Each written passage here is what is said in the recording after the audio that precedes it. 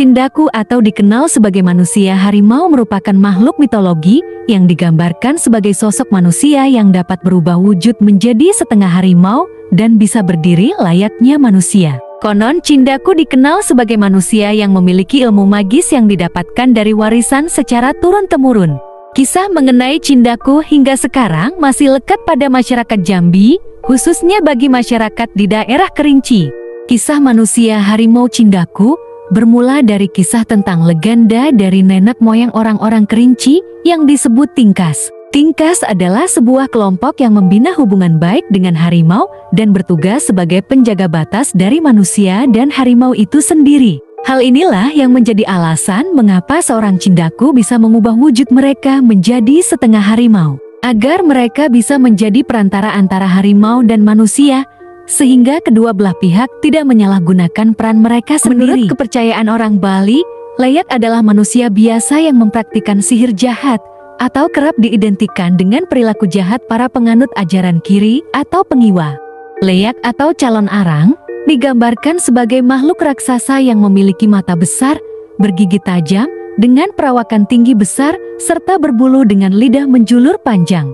Selain itu, seseorang yang menguasai ilmu Leyak juga konon dapat menjelma menjadi bola api atau binatang seperti babi, kera, dan wujud hewan lain.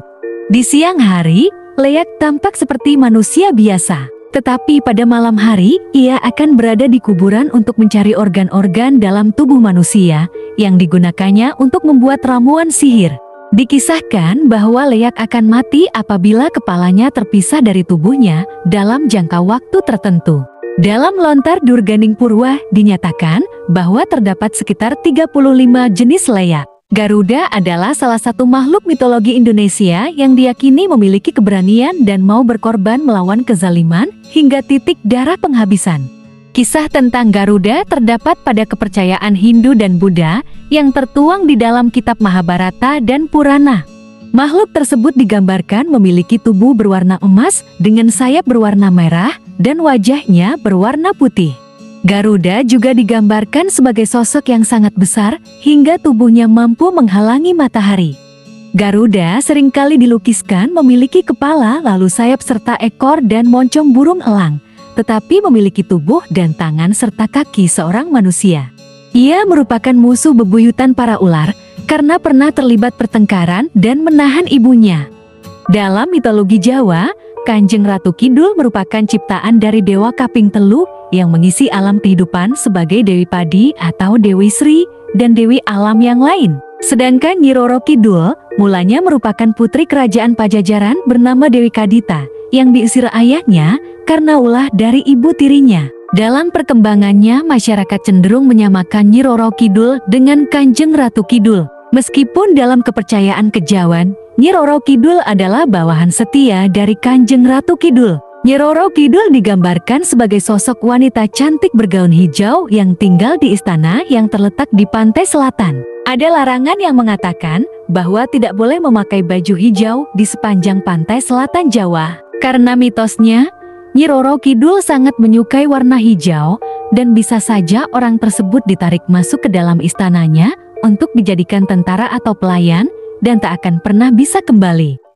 Nama Ahul sendiri diambil dari suara yang ia keluarkan. Makhluk ini digambarkan seperti kelelawar raksasa, namun memiliki kepala mirip kera dengan mata dan cakar yang besar, serta memiliki rentang sayap hingga 4 meter. Ahul diperkirakan sebagai makhluk nokturnal atau aktif di malam hari untuk mencari ikan sebagai makanan. Sementara pada siang hari, ia bersembunyi di goa yang terletak di belakang air terjun.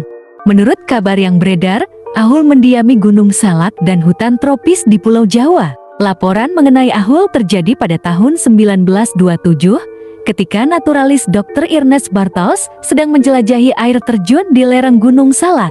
Bartels mendengar suara raungan yang keras dan jelas tampak mengucapkan Ahul. Ia mengaku begitu terpaku pada suara Ahul, sehingga tidak terlalu memperhatikan bentuk dari makhluk misterius itu.